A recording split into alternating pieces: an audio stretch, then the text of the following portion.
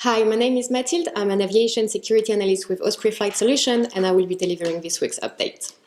This week, the Osprey system has registered a total of 2,885 incidents, and since last Thursday, the analyst team has published 39 alerts, of which 2 were critical. Just this morning, the Saudi-led coalition stated that it had shot down a Houthi drone targeting Aba airport in Saudi Arabia, and debris fell on the airport, injuring at least 12 people. Late on the 8th of February, suspected Israeli air and missile strike targeted sites near the Syrian capital, Damascus.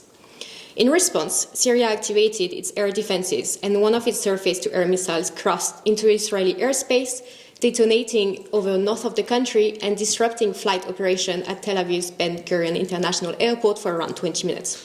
At least 2 commercial aircraft were held over the Mediterranean Sea at the same time.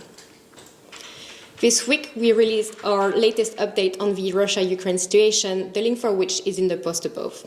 While diplomatic efforts to de-escalate the situation continue, tensions remain high, especially as Russia already began military exercises in Belarus along the Ukrainian border, and Ukraine begins drills along its border today.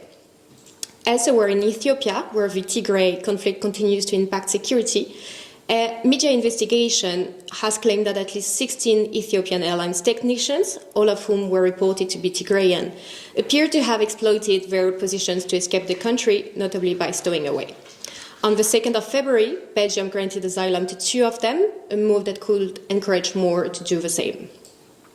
Meanwhile, cybersecurity incidents continue their upward trend since 2019, as this Osprey Explore chart shows, especially in the past 6 months.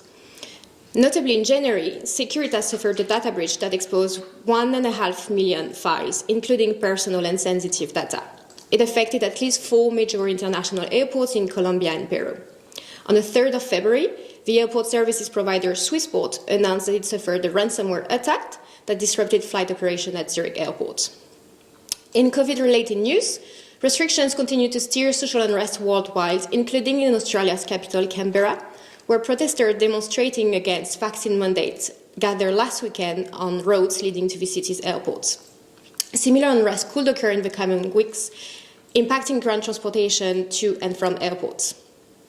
And finally, airport officials at Fuerteventura Airport in the Canary Islands announced that in the last 4 months, they have seized over 4.5 tons of stolen sand, stones, and shells from passengers leaving the island.